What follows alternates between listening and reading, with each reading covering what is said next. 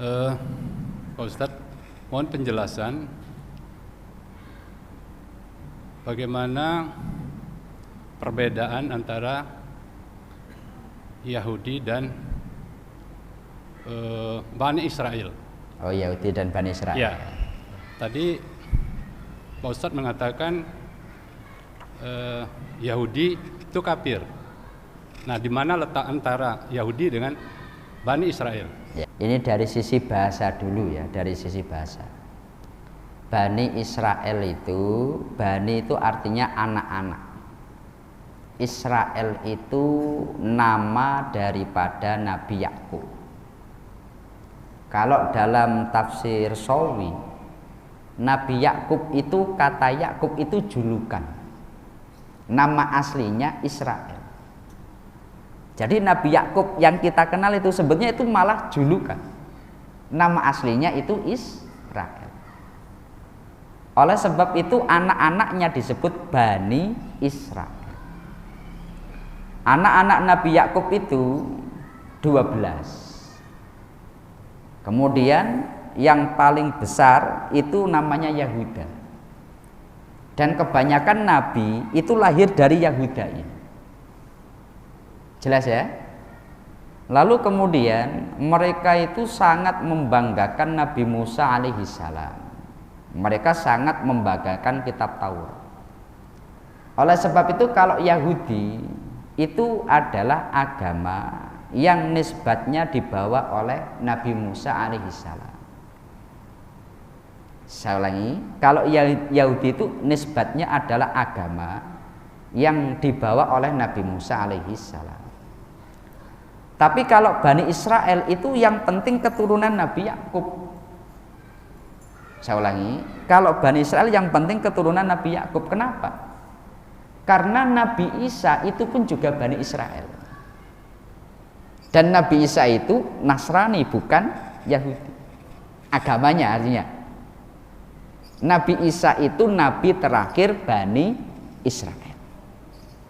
Jelas ya? Maka kalau Yahudi itu sebetulnya nisbat pada agama, kalau Israel itu nisbat kepada keturunan, suku atau terah lah begitu.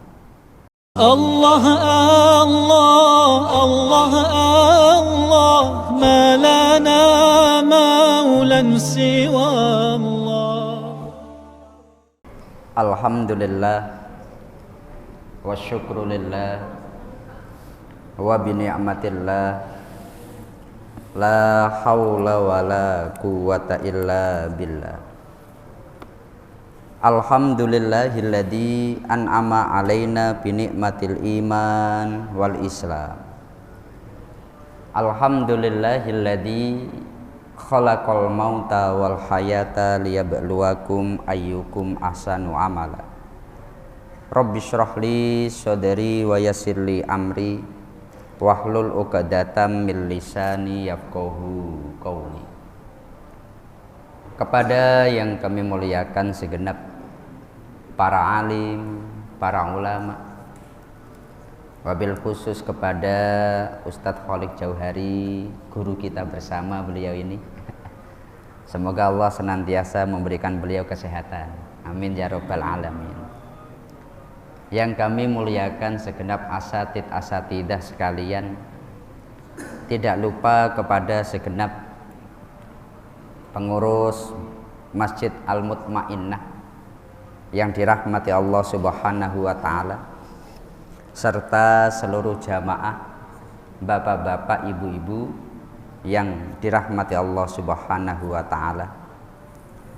Alhamdulillah, oleh Allah kita malam hari ini kembali kita diberi rahmat dan nikmat hingga kita bisa bersama-sama melaksanakan sholat isya berjamaah, dan kita kembali melanjutkan mengkaji tafsir Al-Quranul Karim.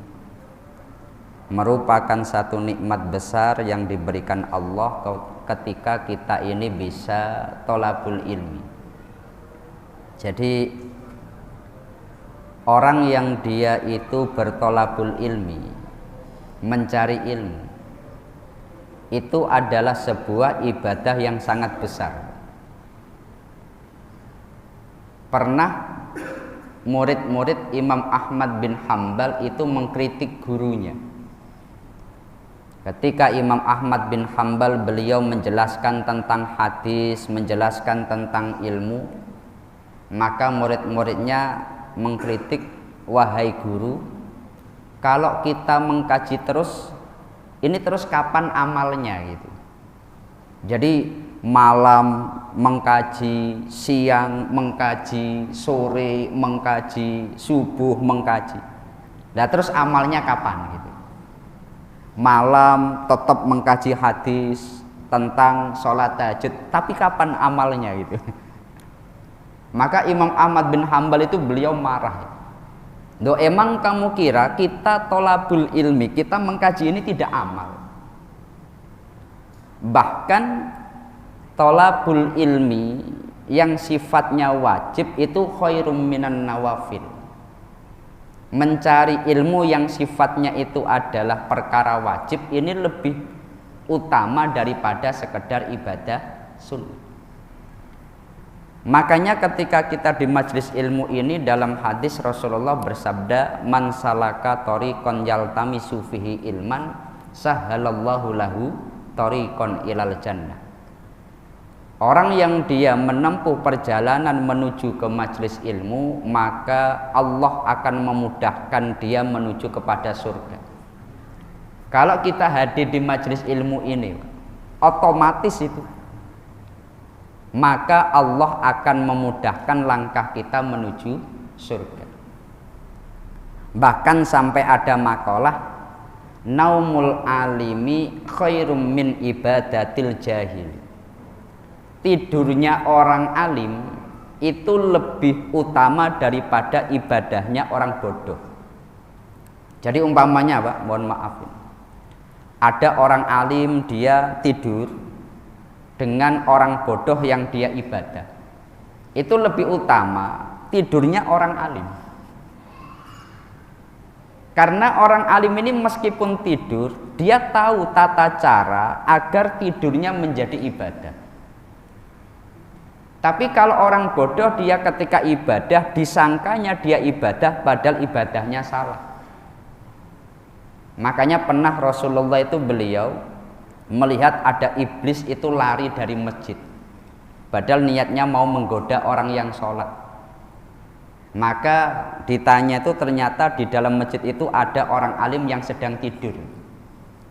Makanya umpamanya nanti bapak-bapak di sini majelis taklim tidur nggak apa-apa, setan nggak akan masuk ke sini. Kenapa? Tidurnya orang alim itu lebih utama. Ketika seseorang dia di majelis ilmu, dia ini sedang bertolabul ilmi, maka orang ini sedang mempermudah langkahnya menuju kepada surganya Allah Subhanahu wa ta'ala. Apalagi yang kita kaji ini Al-Quran. Di dalam hadis Rasulullah bersabda, afdalu ibadati ummati qiraatul Quran. Paling afdolnya ibadah umatku itu adalah membaca Quran. Makanya kalau menurut Imam Nawawi, beliau seorang ulama besar ahli hadis yang memiliki karya Syarah Sahih Muslim, kitab Al-Adkar, kitab At-Tibyan, banyak sekali karya beliau. Beliau mengatakan ulama itu sepakat ketika kita berbicara masalah zikir, saat Anda zikir alhamdulillah, alhamdulillah, alhamdulillah, Anda zikir astaghfirullah, astaghfirullah, astaghfirullah, dengan Anda membaca Al-Quran itu paling afdol membaca Al-Quran. Jelas ya Pak ya? Dengan kita membaca Al-Quran itu lebih afdol. Makanya kita harus yakin majelis kita ini merupakan majelis yang mulia.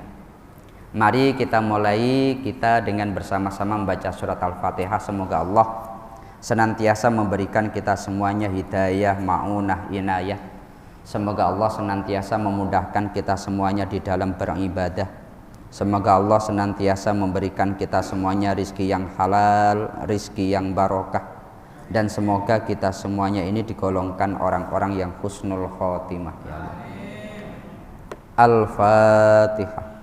A'udzu billahi minasyaitonir rajim. Bismillahirrahmanirrahim. Alhamdulillahi rabbil alamin. Ar-Rahmanir Rahim. Maliki yaumiddin. Iyyaka na'budu wa iyyaka nasta'in. Ihdinas siratal mustaqim. Siratal ladzina an'amta 'alaihim ghairil maghdubi 'alaihim waladdallin. Amin. Bismillahirrahmanirrahim. Pembahasan kita sekarang pada surat Al-Baqarah ayat 89. Allah berfirman, Bismillahirrahmanirrahim. Walamma ja'ahum kitabum min indillahi musaddiqul lima ma'ahum wa kanu min qablu yastaftihuna 'alal ladzina kafaru. Falamma ja'ahum ma 'arafu kafaru bi. Fala'natullahi 'alal kafirin. Yang artinya, walamma ja'ahum, dan ketika telah datang kepada mereka orang-orang ahlul kitab, orang-orang Yahudi, kitabun, satu kitab, min indillahi, yang itu dari Allah subhanahu wa ta'ala, yang kitab itu musaddiqul lima ma'ahum, membenarkan apa yang ada pada mereka. Kitab yang turun ini membenarkan mereka ngomong apa, kitab ini membenarkan mereka. Wa kanu min qablu, dan mereka itu sebelumnya yastaftihuna 'alal ladzina kafar, memohon pertolongan dengan Nabi Muhammad ketika mengalahkan orang-orang kafir. Falamma ja'ahum ma 'arafu kafaru bi, maka ketika telah datang kepada mereka apa yang mereka kenal, apa yang mereka telah ketahui, mereka malah kufur dengan itu. Falaknatullahi 'alal kafirin, maka laknat Allah atas orang-orang yang kafir. Kita akan membahas ayat ini. Jadi ayat ini itu adalah ayat kritikan keras bahwa orang-orang Yahudi, orang-orang ahlul kitab, mereka itu paradok, ya, paradok.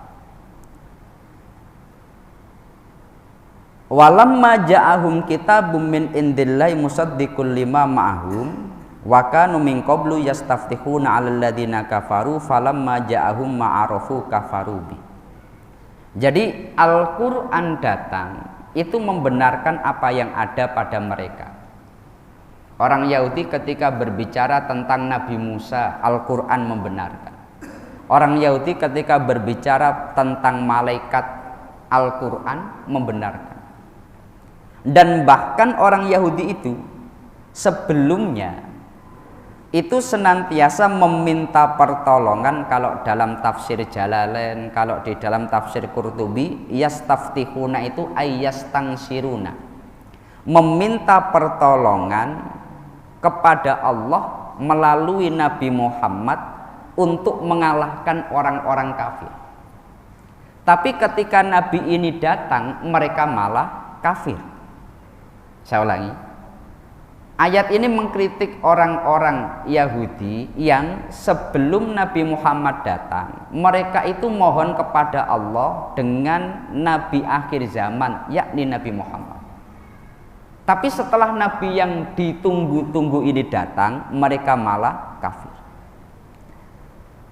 Di dalam banyak riwayat, ayat ini itu waqad kanu min qablu maji'i hadar rasuli bihadal kitabi yastangsiruna bimaji'ihi ala a'daihim minal musyrikin. Jadi kalau dalam banyak riwayat itu, dalam tafsir Ibnu Katsir contohnya, orang-orang Yahudi itu mereka dulu ketika sebelum datang Nabi Muhammad, ketika perang, akan menyebut nama Nabi Muhammad. Ya, akan menyebut nama Nabi Muhammad. Mereka berkata, innahu sayub'asu nabiyyun fi akhir zaman nuqatilukum ma'ahu qatala adin wa irma. Nanti kalau datang nabi akhir zaman, nabi yang kami tunggu-tunggu, maka kalian pasti akan kami kalahkan. Ya Allah, melalui kebenaran nabi akhir zaman, berikanlah kami pertolongan untuk mengalahkan kaum ini. Dalam setiap peperangan senantiasa orang Yahudi menyebut nama nabi akhir zaman. Tapi setelah Nabi Muhammad datang, mereka malah menjadi orang pertama yang mengingkari bahkan memusuhi Nabi Muhammad. Jelas ya Pak ya? Itu sampai perilaku orang Yahudi itu membuat bingung para sahabat Nabi. Ada sahabat namanya Mu'ad bin Jabal, Bashar bin Barrok, maupun Dawud bin Salamah. Itu mereka berkata, ya ma'syarul Yahudi, hei orang-orang Yahudi, kalian ini kok aneh sekali. Ittaqullaha wa aslimu, kalian ini bertakwalah kepada Allah dan kalian ini masuklah agama Islam. Faqad kuntum tastaftihuna alaina bi Muhammad.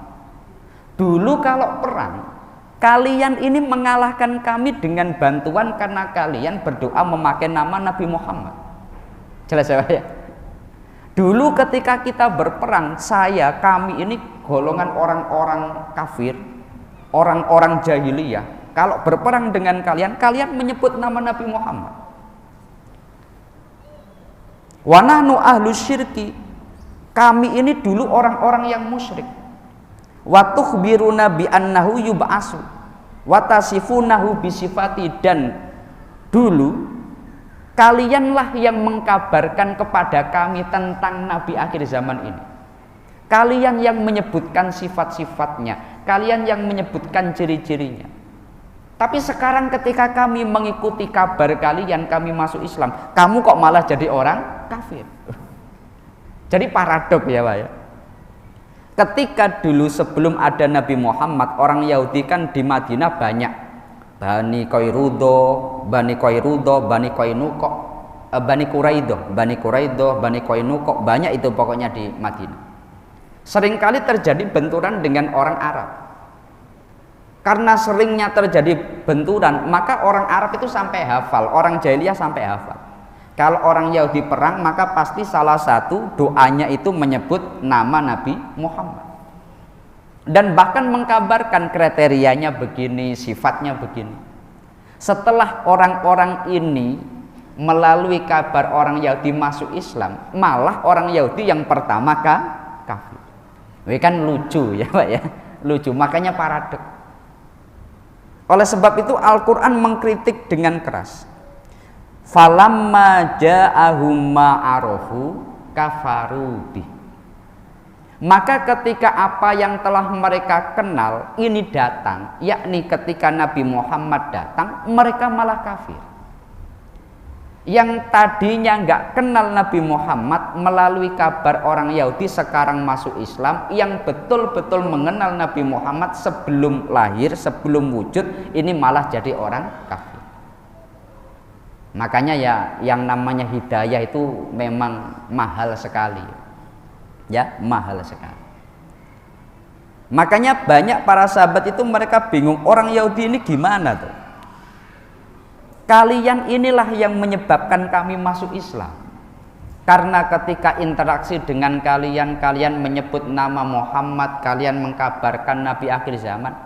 Ternyata setelah kami iman, kami mencari orang itu dan kami mengimaninya, kalian malah kafir.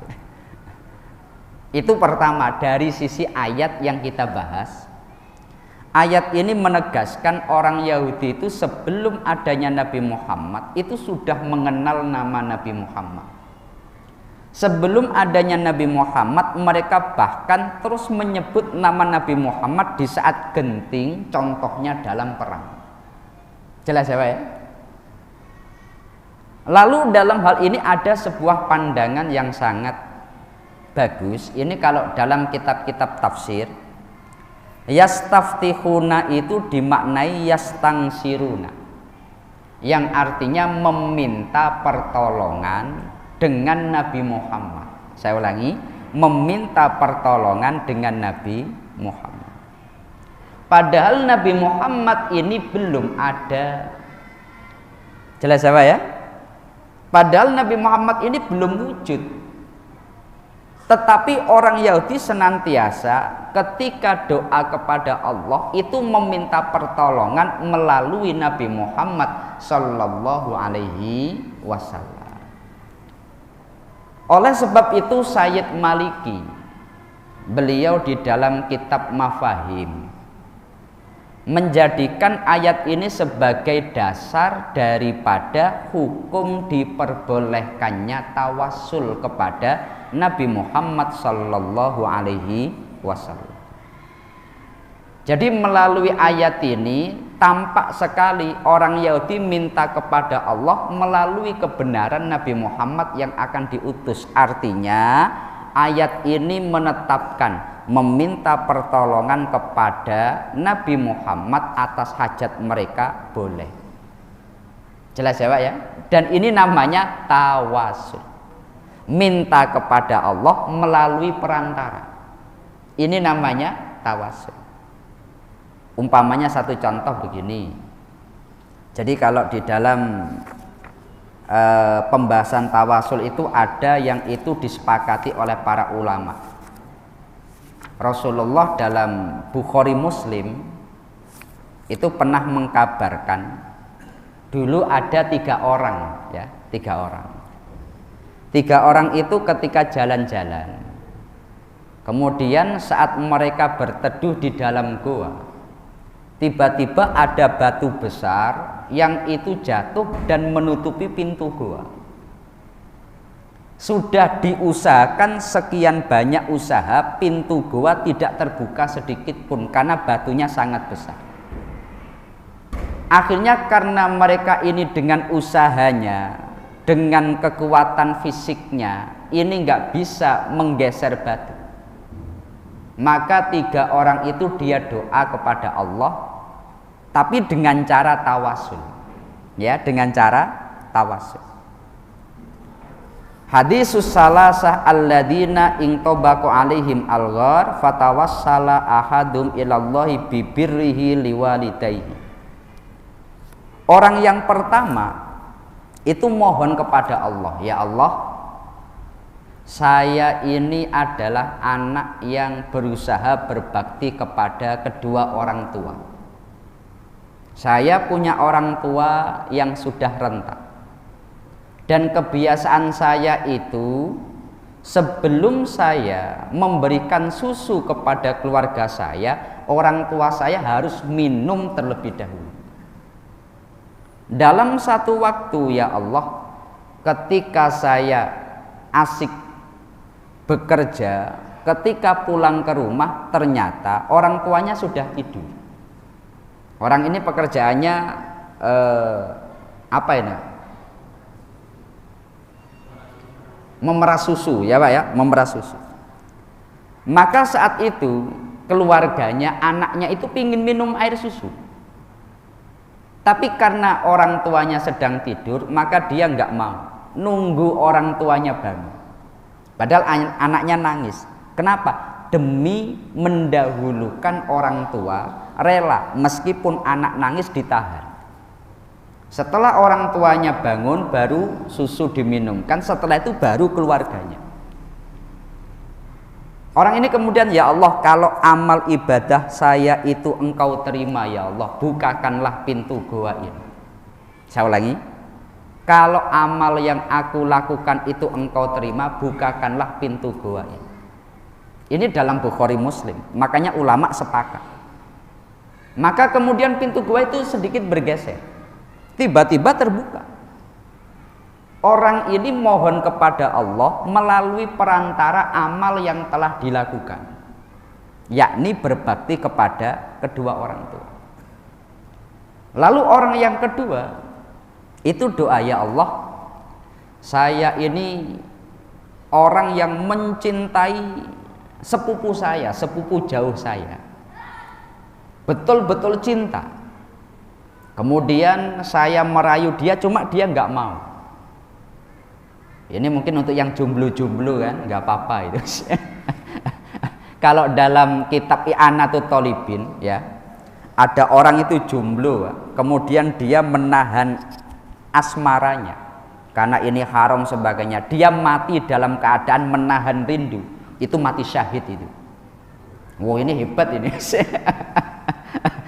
Yang penting nggak curhat di media sosial, nggak melakukan yang haram-haram. Dia menahan asmaranya, kemudian sampai mati. Wah, ini orang termasuk kategori mati syahid.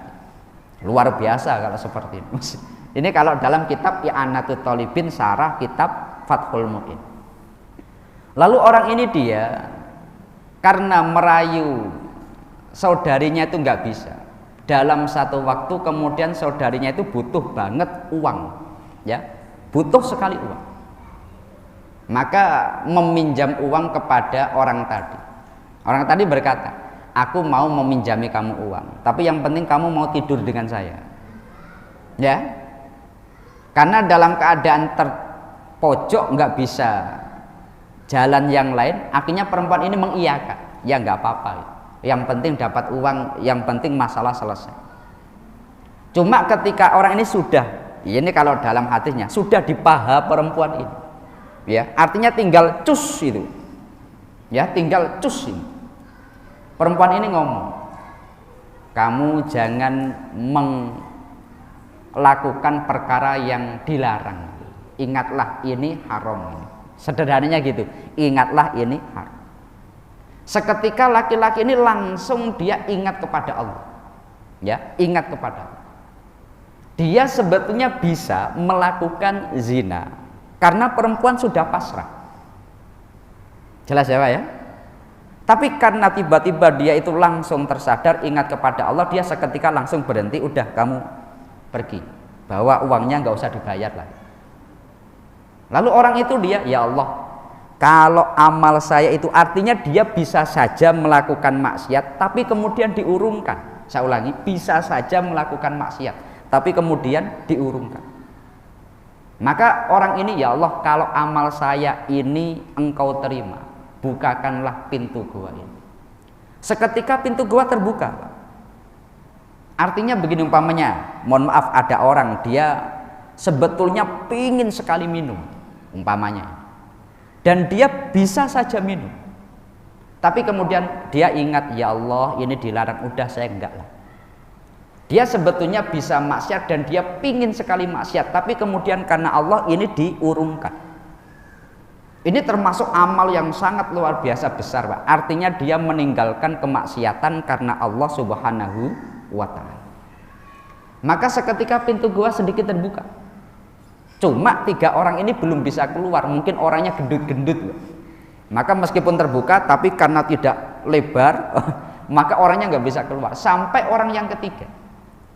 Lah orang yang ketiga itu dia mikir-mikir, amal terbaik saya itu apa ya? Maka dia doa, ya Allah, dulu saya itu punya anak buah.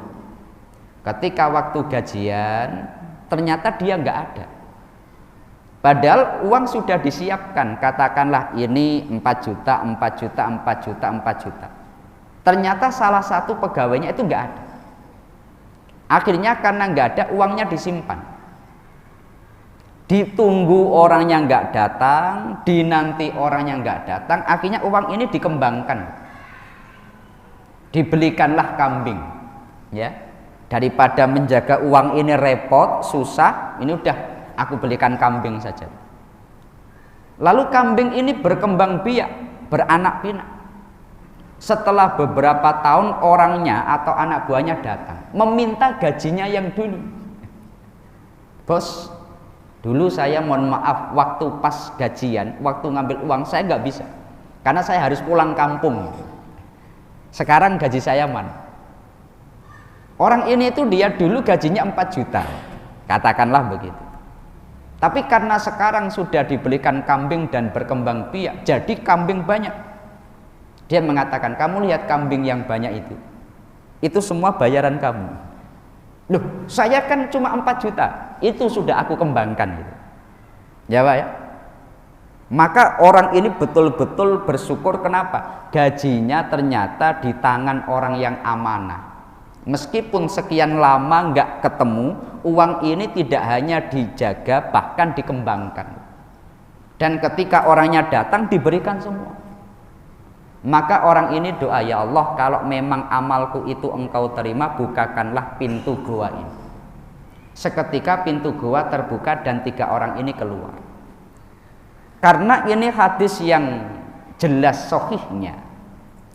Para ulama mengatakan ketika orang tawasul dengan amal itu boleh. Saya ulangi ya, tawasul dengan amal itu boleh. Contohnya, umpamanya ibu-ibu habis baca Quran, ya Allah, kalau engkau menerima amal ibadahku ini ya Allah, maka berikanlah anakku kesehatan, umpamanya gitu.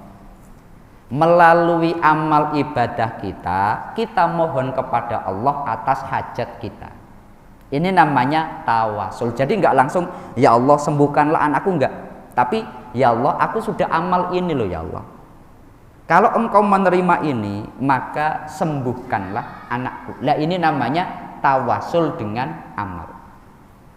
Umpamanya bapak-bapak sedekah ke masjid. Kemudian ya Allah, kalau engkau menerima amal ini ya Allah, terimalah amal ini ya Allah. Dan kalau engkau menerima amal ini, maka kabulkanlah hajatku. Kita melakukan amal, dan melalui amal ini kita minta kepada Allah. Nah ini ulama sepakat boleh. Jelas ya Pak ya? Lalu kalau sekarang tawasulnya tidak dengan amal, tapi dengan zat, katakanlah dengan Rasulullah Sallallahu Alaihi Wasallam. Ya Allah, melalui Nabi Muhammad maka berikanlah aku ini ya Allah. Maka para ulama di sana memang ada beberapa yang menolak. Tapi kalau kita membaca di dalam kitab-kitab yang tabarok, itu memang diperbolehkan, bahkan para sahabat pun melakukannya. Saya ulangi, bahkan para sahabat pun melakukannya. Di dalam surat An-Nisa itu ketika Allah berfirman, wa ma arsalna mir rasulin illa liyuta'a biidznillah walau annahum idzalamu anfusahum ja'uka fastaghfirullaha wastaghfara lahumur rasulu lawajadullaha tawwabar rahima. Yang artinya begini, walau annahum idzalamu anfusahum, kalau mereka ini melakukan kemaksiatan, zalim dengan diri mereka sendiri, ja'uka, kemudian mereka datang kepadamu Muhammad, fastaghfirullaha, kemudian mereka mohon kepada Allah, wastaghfara lahumur rasulu, kemudian Rasul memohonkan ampun untuk mereka, maka pasti Allah akan mengampuni dosa-dosa mereka. Ini bahkan Rasulullah setelah wafat. Pada saat Rasulullah, kan Rasulullah itu wafat hari Senin ya Pak ya. Rasulullah wafat hari Senin, lahir hari Senin, beliau pun wafat hari Senin. Rasulullah bahkan diutus jadi seorang nabi itu juga pada hari Senin. Makanya kalau umpamanya Rasulullah itu ketika hari Senin ditanya, kenapa engkau puasa hari Senin ya Rasulullah? Ya karena pada hari Senin itu aku dijadikan utusan dan aku dilahirkan. Fihi wulidtu wa fihi ub'asu, di hari Senin aku dilahirkan dan aku dijadikan utusan. Makanya Nabi puasa.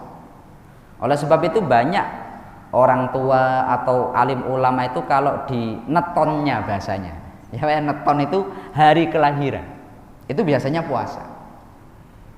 Lahirnya hari apa? Hari Jumat Wage umpamanya gitu. Wah ini hari yang serem ini, wah puasa. Loh kenapa kok puasa? Dulu saya lahirnya pas hari itu umpamanya gitu. Lah Rasulullah pun begitu. Artinya Rasulullah itu di hari kelahirannya Nabi puasa. Lah Rasulullah wafat juga pas hari Senin ternyata. Hanya saja kan dulu belum ada media sosial Pak. Maka ketika Rasulullah wafat, orang yang dari berbagai daerah itu ya belum tentu semuanya ngerti. Ada orang kampung A'rabi, dia itu karena ngerti di Al-Qur'an surat An-Nisa Allah berfirman, walau annahum idzalamu anfusahum ja'uka fastaghfirullaha wastaghfarallahumur rasulu lawajatullaha tawwabar rahim. Kalau mereka dosa datang kepadamu Muhammad, minta ampun kepada Allah dan engkau memohonkan ampun atas mereka, Allah akan mengampuni. Karena percaya dengan ayat ini, orang dari pelosok itu datang ke Madinah. Ternyata ketika di Madinah Rasulullah sudah wafat, bahkan sudah dimakamkan 3 hari, ya sudah dimakamkan. Karena orang ini betul-betul menyesal, nggak sempat menemui Rasulullah. Dia di makam Nabi itu beliau menangis, menyesal tidak bisa ketemu dengan Rasulullah. Sampai akhirnya orang ini itu dia di makam Nabi dia berkata,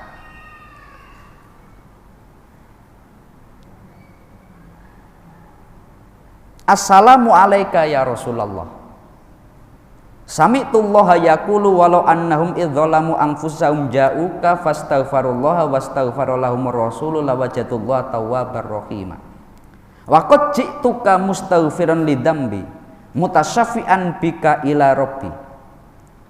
Aku sekarang datang kepadamu wahai Nabi, memohon ampun atas dosa-dosaku, dan aku mohon ampun melalui dirimu kepada Tuhanku. Saya ulangi ya, mutasyafi'an bika ila rabbi, dan aku memohon pertolongan melalui kamu kepada Tuhanku. Semoga melalui kamu dosa-dosaku diampuni. Itu Nabi sudah wafat. Ya, Nabi sudah wafat. Ketika ada orang ngomong begitu di makam Nabi, ya Rasulullah, pokoknya aku datang mohon ampun kepada Allah melalui kamu, pokoknya aku mohon pertolongan melalui kamu kepada Allah Subhanahu wa ta'ala. Itu ada orang namanya Utbi, sahabat Utbi. Itu ketika Rasulullah dimakamkan di kamar, ya Bunda ya, di kamar. Jadi Nabi itu kan dimakamkan tidak di pemakaman umum, tapi di kamar Aisyah. Pada saat itu ada orang namanya Utbi, dia tuh melihat orang ini. Utbi nggak ngomong, yang kamu lakukan syirik, nggak. Utbi itu ini kan sahabat, dia orang yang dididik Rasulullah. Ketika melihat yang dilakukan Arabi tadi, itu sama sekali nggak melarang. Yang kamu lakukan syirik, nggak boleh begini. Nabi kan sudah wafat, nggak boleh begitu. Ternyata nggak, Utbi diam saja. Bahkan malam harinya Utbi ini dia mimpi ketemu dengan Rasulullah Sallallahu Alaihi Wasallam. Karena Utbi ini orang yang pernah ketemu dengan Nabi di waktu terjaga, maka kalau mimpi ya nggak mungkin dusta, Pak. Kan Rasulullah bersabda, man ro'ani fil manam faqad ro'ani fil yaqdo. Siapa yang bisa melihatku atau mimpi bertemu denganku dalam keadaan tidur, seperti itulah aku dalam keadaan terjaga. Orang yang dia kalau mimpi ketemu Nabi nggak mungkin salah gitu. Fa inna syaitona la yatamassaluni bi. Cuma kalau Anda ngimpi ketemu dengan Nabi, kan karena kita nggak pernah ketemu dengan Nabi, kan kita bisa saja ragu. Ini benar-benar Nabi atau sebetulnya nggak Nabi, cuma ngaku-ngaku jadi Nabi ya gitu. Karena kita kan nggak pernah ketemu bagaimana wajah Rasulullah. Tapi kalau sahabat ketemu dengan Nabi, wow ini nggak mungkin salah. Dengan legitimasi hadis tadi. Maka ternyata dalam mimpi, Utbi itu ketemu dengan Nabi, Nabi mengatakan, hei Utbi, al-haqqu al-a'rabi fabashshirhu annallaha qad ghafara lahu. Yang dilakukan A'rabi tadi benar gitu. Al-haqqu min a'rabi. Yang dilakukan A'rabi tadi benar. Dan sampaikanlah kepada dia kabar gembira, Allah mengampuni dosa-dosanya. Jelas ya Pak ya? Ini Nabi sudah wafat. Ada orang tawassul melalui Nabi Muhammad, memakai kata mutasyafi'an bika, ya, mutasyafi'an bika. Aku meminta syafaat, meminta pertolongan melalui kamu. Lah kata bika, bihi itu yang paling sering dipakai dalam doa kita. Contohnya sholawat nariyah. Sholawat nariyah itu Allahumma sholli sholatan kamilatan wa salim salaman taman ala sayyidina Muhammadin alladzi tanhalu bihil uqadu wa tangfariju bihil kurab Melalui Nabi Muhammad ikatan-ikatan permasalahan lenyap. Melalui Nabi Muhammad kesulitan-kesulitan itu hilang. Nah ini namanya tawasul. Ya Pak ya, tawasul. Artinya begini, Rasulullah ketika belum datang, itu orang sudah bertawasul dengan Nabi Muhammad melalui ayat Al-Baqarah ayat 86, ayat 89. Ketika Rasulullah masih hidup, itu juga banyak para sahabat tawasul. Bahkan ketika Rasulullah sudah wafat, itu para sahabat bahkan tetap bisa tawasul. Ada orang yang tawasul dengan itu, sahabat membenarkan, nggak menyalahkan. Dan sebagai bukti, A'rabi tadi itu yang dia menangis di makam Nabi sampai tanah makam Nabi ditaburkan di kepalanya. Dia itu melantunkan syair, ya, melantunkan syair. Syair tentang kehebatan Nabi Muhammad, tentang permohonan dia mohon ampun kepada Allah melalui Nabi Muhammad. Ternyata sampai sekarang syair yang dibaca A'rabi itu diabadikan di Masjid Nabawi. Ya Pak ya, syair yang dibaca A'rabi tadi itu sampai sekarang diabadikan.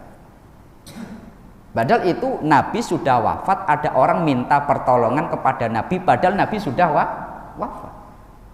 Jelas ya Pak? Nah ini makanya kalau kita ini doa kepada Allah, Allahumma boleh. Tapi kalau kita dengan tawasul, ya Allah saya habis sholat, kalau engkau menerima sholatku ini ya Allah, maka kabulkanlah hajatku, boleh. Atau bahkan dengan Nabi Muhammad Sallallahu Alaihi Wasallam juga boleh. Jelas ya Pak ya? Nah ini pembahasan kita pada malam hari ini. Mungkin sebelum kami lanjut, dari para jamaah ada yang ingin ditanyakan, kami persilahkan.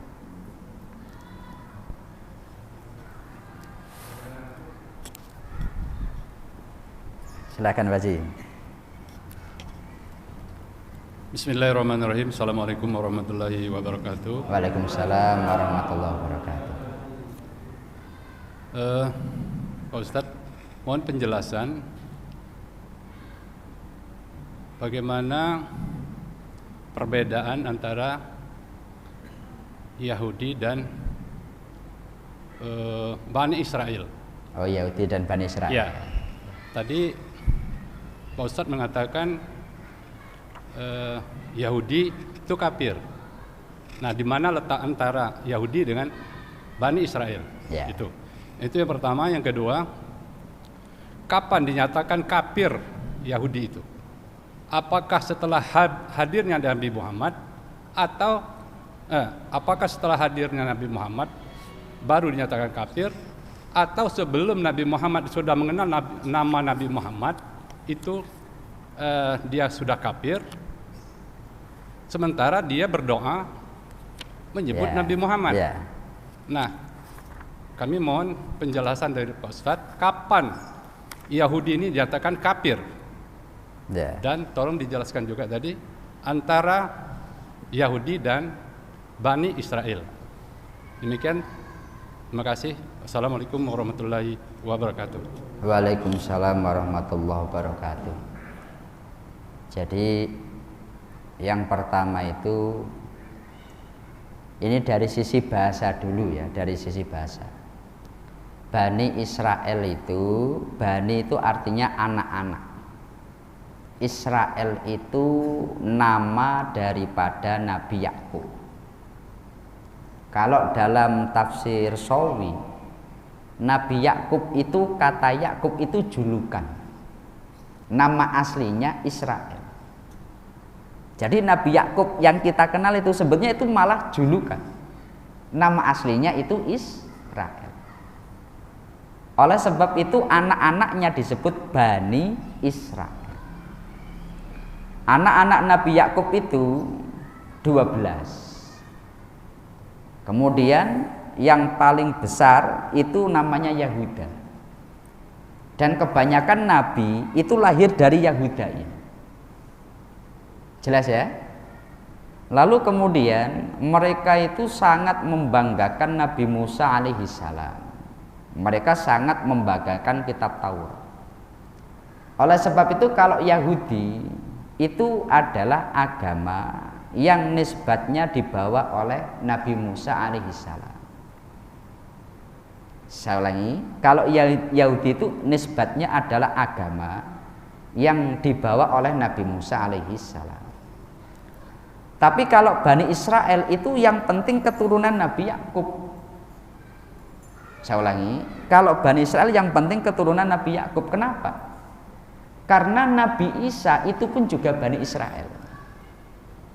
Dan Nabi Isa itu Nasrani, bukan Yahudi. Agamanya artinya.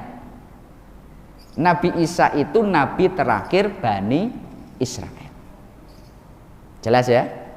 Maka kalau Yahudi itu sebetulnya nisbat pada agama, kalau Israel itu nisbat kepada keturunan, suku atau terah lah begitu. Jelas ya? Maka ketika di dalam Al-Quran disebut ya Bani Israila, yang penting he anak-anak Bani Israel, he anak-anak Nabi Yakub. Jelas begitu. Tapi tidak semuanya beragama Yahudi di sana itu. Pada masa Nabi Muhammad ada namanya Abdullah bin Salam. Abdullah bin Salam itu orang Yahudi Bani Israel yang kemudian dia masuk Islam. Maka kalau disebut ya Bani Israel, ya Abdullah bin Salam meskipun Islam tetap masuk. Kenapa? Yang penting punya garis keturunan Nabi Yakub.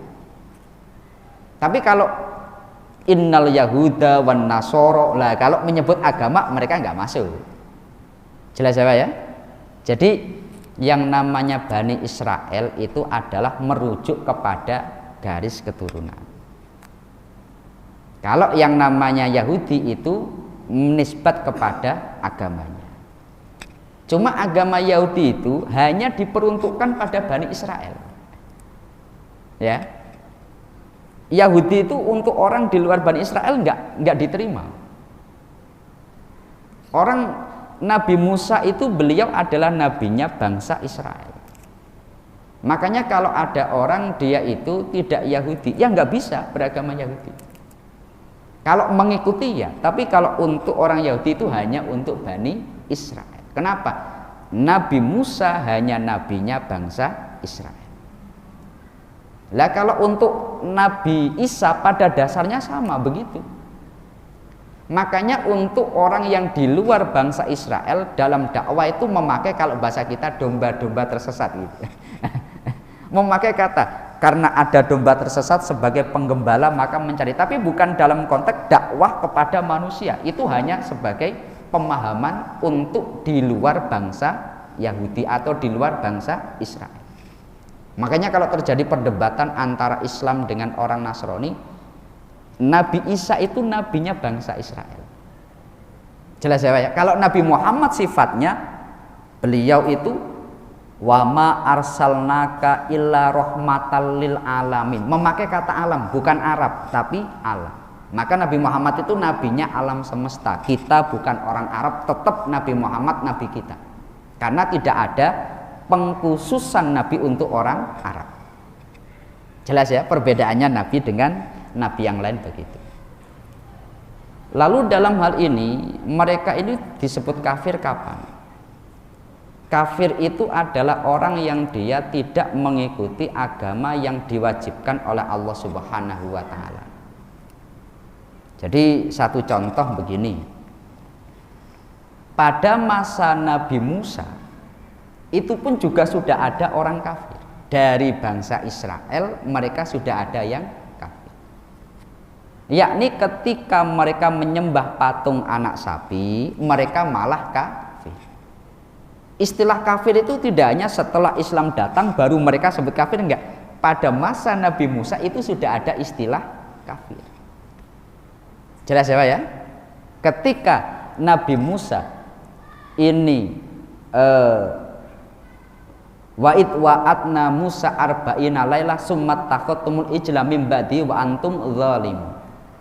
Ketika Nabi Musa oleh Allah dipanggil untuk menerima kitab Taurat selama 40 hari, ternyata umatnya ini malah kafir menyembah patung anak sapi. Lah ini sebelum Islam datang sudah ada istilah untuk mereka. Tapi bagi mereka yang mengikuti agama Nabi Musa, ya mereka tetap disebut sebagai orang iman. Jelas ya Pak ya? Lalu ketika datang Nabi Isa, dari mereka tuh nggak mau menerima Nabi Isa itu. Sampai datang Nabi Muhammad.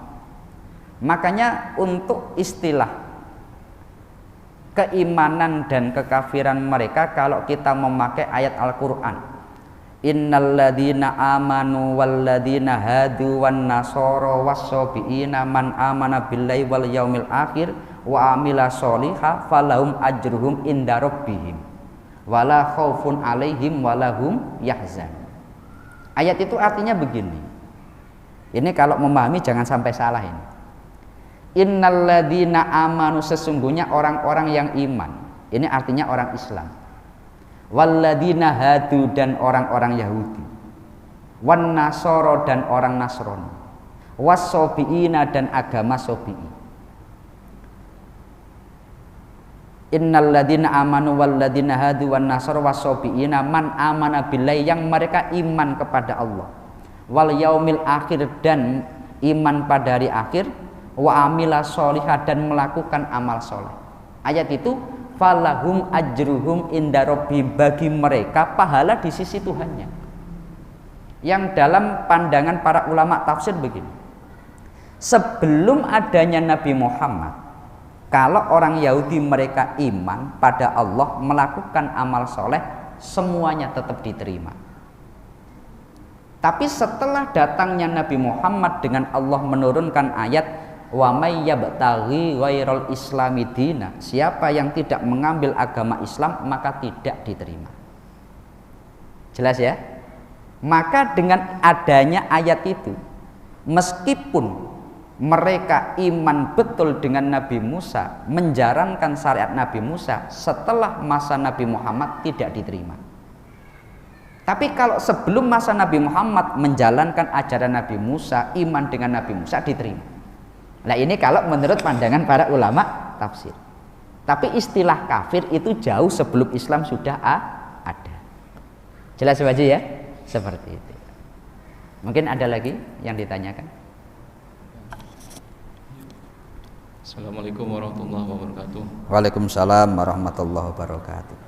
Izin Ustaz bertanya, bertawassul dengan zat selain zat Nabi Muhammad SAW, apakah boleh bertawassul dengan zat yang lainnya?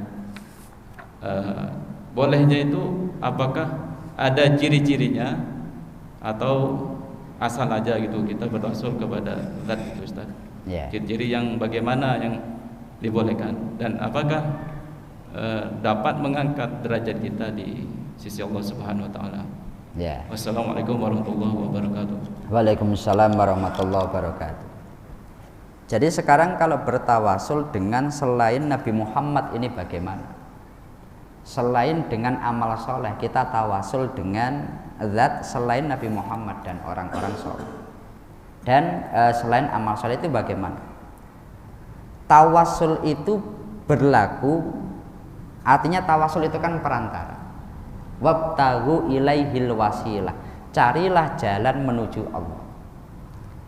Lalu ketika kita menuju Allah itu, kita memakai sesuatu yang ini di sisi Allah derajatnya tinggi. Contohnya Al-Quran, ini derajatnya tinggi. Melalui kebenaran Al-Quran, ya Allah, aku mohon kepadamu. Tawasul selain Nabi, selain amal, Al-Quran boleh. Kenapa? Al-Quran derajatnya tinggi. Kedua, sahabat. Pada masa Umar bin Khattab itu biasa tawasul dengan sahabat. Ini juga boleh. Kenapa? Sahabat derajatnya tinggi.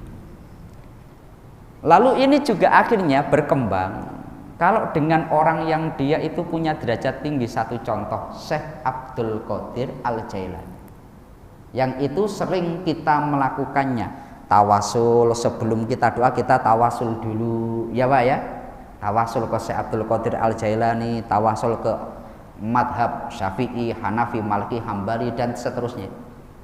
Itu tetap kalau para ulama mengatakan boleh. Kenapa? Karena mereka ini adalah orang-orang yang memiliki derajat tinggi. Tapi kalau Anda tawasulnya dengan sesuatu yang derajatnya rendah, ya Allah, melalui kebenaran air Samfot ini, ya Allah kabulkanlah doaku. Oh, ini enggak berlaku. Apa ini? Jadi kita kalau memakai perantara itu ya harus dengan sesuatu yang istimewa. Namanya ini kan kita memakai jalur pintas. Katakanlah begini, Anda bisa saja minta kepada wali kota langsung, ya Pak ya, langsung. Ketika ketemu di jalan, Pak, saya butuh ini untuk pembangunan ini, bisa. Tapi Anda juga bisa memakai jalur yang lain, lewat perantara, entah lewat orang atau entah lewat barang, katakanlah surat dan sebagainya. Ini juga bisa. Lah syaratnya itu ya harus yang baik, jangan yang remeh-remeh. Kan boleh lewat surat, maka yang dipakai surat hanya sobekan kertas dikirimkan gitu, ya nggak akan bisa diterima. Harus memiliki derajat yang tinggi, logikanya begitu. Makanya dalam hal ini kalau dari kita itu menyampaikan bahwa tawassul dengan sesuatu selain Nabi dan amal selama memiliki derajat yang tinggi boleh. Satu contoh orang soleh Syekh Abdul Qadir Al-Jailani, kemudian ulama-ulama yang lain ini juga boleh. Kenapa? Karena kita yakin mereka memiliki kedudukan tinggi di sisi Allah. Dan hakikat tawasul ya mintanya kepada Allah Subhanahu wa ta'ala, maka nggak masalah. Jelas ya? Nah, seperti itu. Ini sebagaimana penjelasan Sayyid Maliki di dalam kitab Mafahim. Hakikat tawasul itu doa dan mohonnya ya kepada Allah, cuma lewat perantara. Nah, cuma kalau lewat perantara ini kan kita harus pilih-pilih. Kan ada orang statusnya orang dalam, sama-sama orang dalam, tapi yang satu ini dalam sekali. Wah, ini lebih mudah ini. Kalau sekedar orang dalam, wah ini CS ini juga orang dalam, Mbak. Ya Pak ya, CS juga orang dalam tapi asisten. Wah, ini dalam sekali. Wah, ini bisa ini. Maka sama-sama perantara ya tingkatnya berbeda tergantung derajat. Jelas ya? Seperti itu. Mungkin ada lagi yang ditanyakan?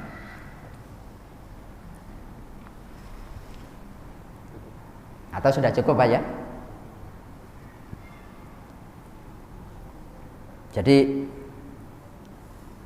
ayat yang kita bahas ini adalah ayat yang Al-Quran menegaskan orang Yahudi itu mereka paradok. Sebelum Nabi Muhammad datang, nama Nabi Muhammad terus dipanggil. Sebelum Nabi Muhammad datang, mereka meminta pertolongan dengan Nabi Muhammad. Tapi setelah Nabi Muhammad datang, malah mereka jadi musuh bebuyutan. Ya Pak ya. Yang kedua, ayat ini menjadi legitimasi. Ini kalau menurut Sayyid Maliki. Dan secara tafsir maknanya memang begitu, bahwa orang-orang Yahudi itu mereka bertawasul dengan Nabi Muhammad sebelum Nabi Muhammad datang. Ya Pak ya, sebelum Nabi Muhammad datang. Dan bahkan ketika Nabi Muhammad sudah wafat, itu tetap para sahabat itu bertawasul dengan Nabi Muhammad sallallahu alaihi wasallam.